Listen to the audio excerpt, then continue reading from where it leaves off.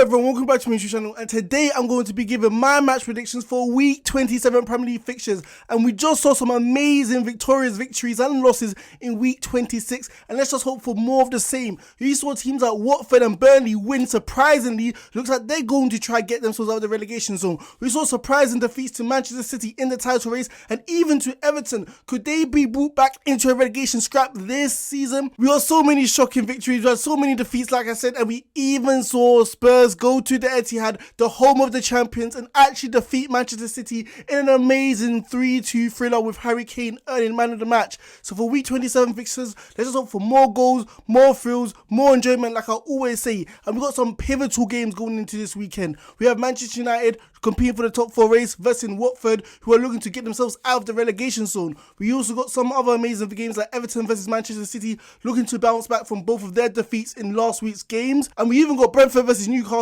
But before going this video and giving my predictions, you know I'm going to say, make sure you guys like, comment, and hit that big subscribe button right there, because I'm only like 30 subscribers away from 900 subscribers altogether, so that'll be a massive help. And only 10% of you guys out of 100 are actually subscribed to my channel, so the other 90% who are consistently watching my video, please hit that massive subscribe button. It helps with the channel and helps me grow. But let's go into the video straight away and let me give my predictions for week 27 Premier League fixtures. So the first game I'm going to be predicting is Liverpool versus Leeds, and although technically this isn't a week 27 Premier League fixture game, Liverpool are playing in the Carabao Cup final, so I might as well give my predictions for this game as a Liverpool fan, seeing if they can actually win this game to continue their charge in the title race this season. But this game is going to be an amazing game, goals galore like I said between Leeds and Manchester United, because Liverpool versus Leeds, in the last 3 games we have seen 13 goals go into the back of the net. With the way both sides love to impose their own authority on the game with their high pressing like I said, I think it's going to be a glorious game and we're going to see goals galore from both sides potentially. Hopefully not many goals as a Liverpool fan, but yes, hopefully Liverpool do get the win. And going into this game, it's clear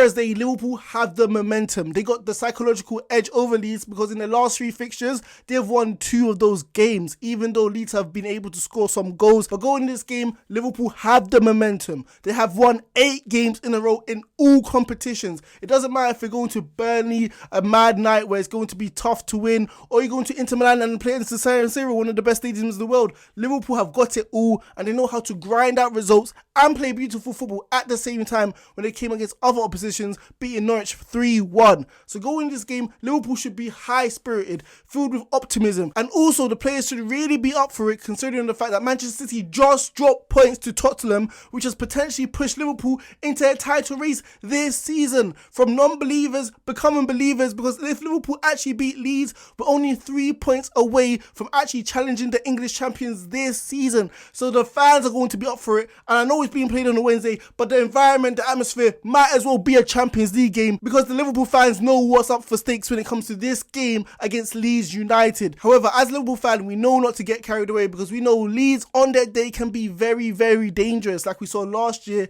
at Anfield when they were able to muster 3 goals in the 90-minute span. So going into this game, Leeds aren't going to take this lightly, and we know how to play high pressing. They have no conscience. Even if they go 1-0 down or 2-0 down, they'll come right back like they did against Manchester United. So Liverpool must be alert, and if they do too many square passes or lackadaisical when it comes to passing and from the back, honestly, Leeds can literally pinch the ball and potentially break on us and get a goal. However, going this game, I cannot bet against Liverpool, the title contenders this season, because they have scored the most goals in the Premier League this season, and we know how Leeds play, with the way they like to pressurize from the front, defend from the front, and try to win the ball in good areas. If Liverpool actually play out from the back and break this press, there's going to be so much space, so many opportunities for us to literally take advantage against the unprotected centre-backs Leeds will have. With key players like Bamford still missing from his long-term injury, Phillips as well, even Rafinha having a massive dispute with the manager, not starting the game against Manchester United, Leeds are missing way too many key players going into this game, especially since you will need them against Liverpool, who are one of the best teams in the country, if not Europe as well. So Leeds are going to be missing their players. They have conceded like 10 or 11 goals in the last 3 games, and we know Liverpool's front 3, like I said, will know how to put the ball in the back of the net. This night is going to be a spectacular night for Liverpool, and I think we're going to win 3-1 at Anfield against Leeds. So the next game I'm going to be predicting is Brentford Brentford versus Newcastle, and both teams have so much to play for because they are near the drop,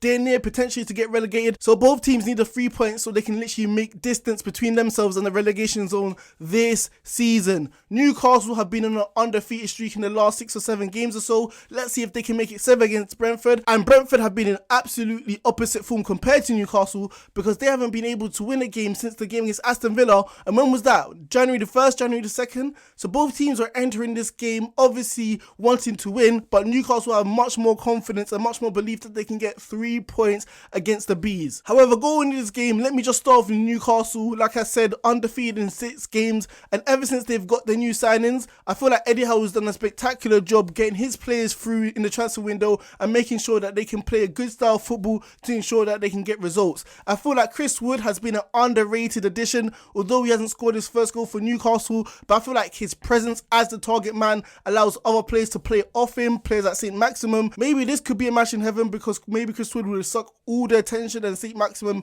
may have more space to maneuver with his dribbling skills because he's been getting tackled like crazy this season. And I like the way they've been playing down the whips and the fullbacks, players like Target getting forward, Trippier obviously injured, but the way they've been using Chris Wood, playing to his advantages, whether that's playing direct football or trying to whip crosses in, I just feel like it's been paying off, and Newcastle have been getting results because of this.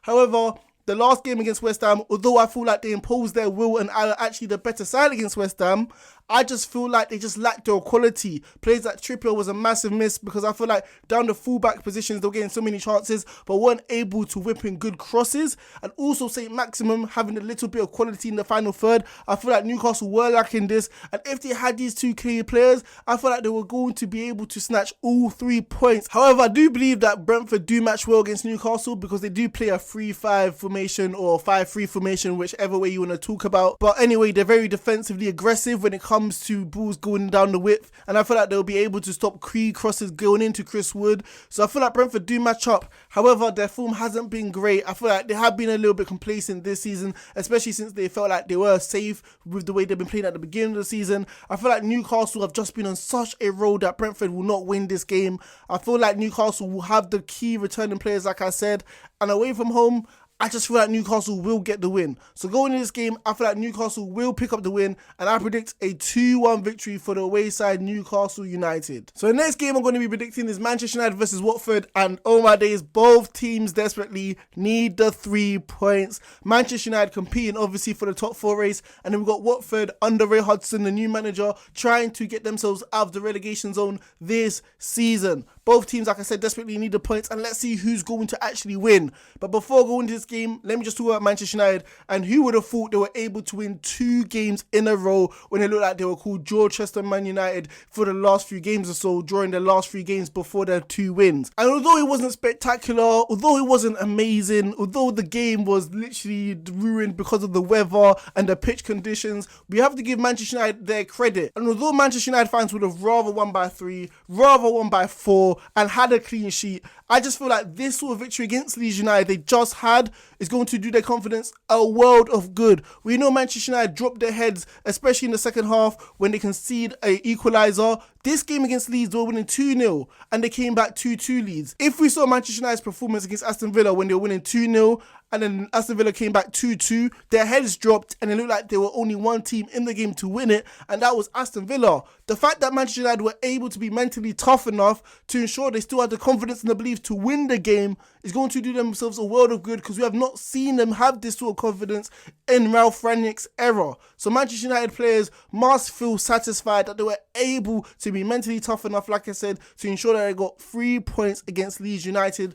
Key great performances from players like Sancho going down the left wing, showing that he's composed, he has the ability to pick out a pass to ensure that he gets assists. Even Alanga getting a good goal at the end of the game is going to do himself a good confidence, especially missing that penalty against Middlesbrough. But going this game against Watford is going to be completely different. It isn't going to be end to end, it isn't going to be high pressing from Watford, it isn't going to be so much space for the midfielders to drive in. It's going to be the exact complete opposite. We know Roy Hodgson's going to play like a 4-5-1 formation, although favouring a 4-3-3. It's going to be much more defensive-minded, resilient, sit back, especially at Old Trafford, and let Manchester United have the ballpark of possession to see if you can break us down. We know Manchester United have struggled to do this, especially at home against the low block, because they don't have the creative midfielders in that CDM position like McTominay or Fred, although Pogba has been playing a little bit better this season, especially coming back from injury. But let's see how they're going to do this against Watford, who we know have been very good defensively in their last 4 games or so with the introduction of Roy Hodgson.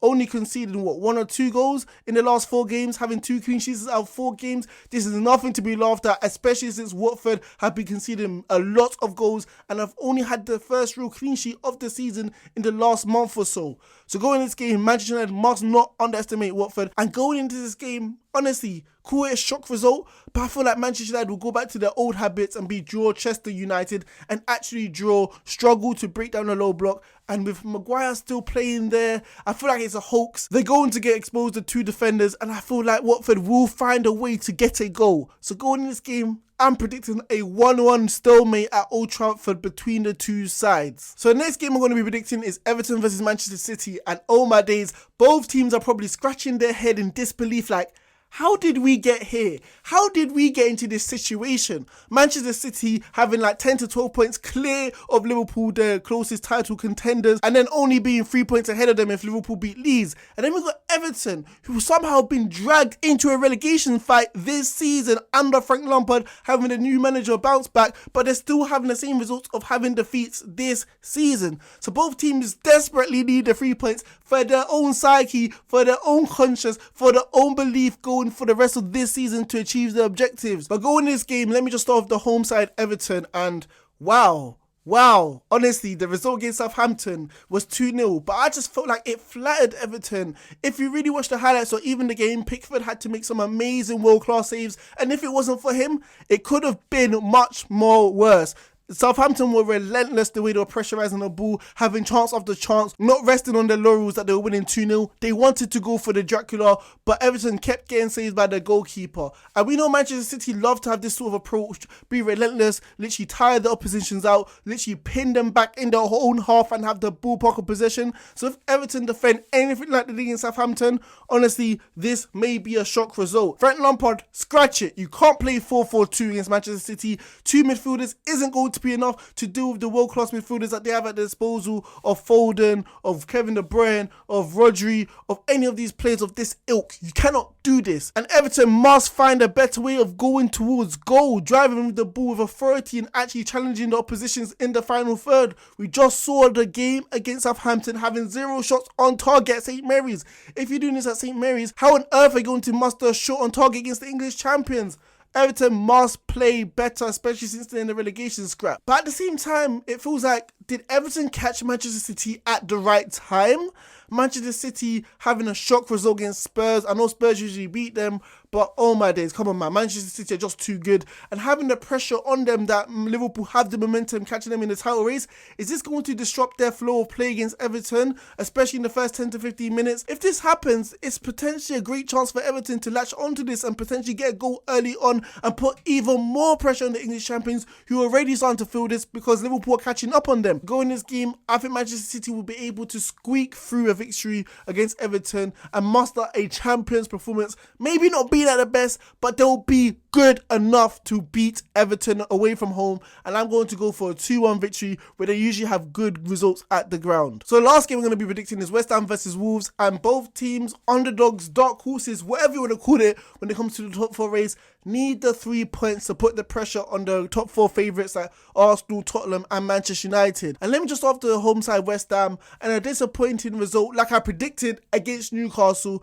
And I just feel like, what is the problem with West Ham? I'm thinking, is it because of the squad depth? They don't have enough talented players to rotate, especially if a player is starting to play bad in form. Players like Bowen was literally put in the pocket by Target. Fornells, Benrahma didn't have good games either.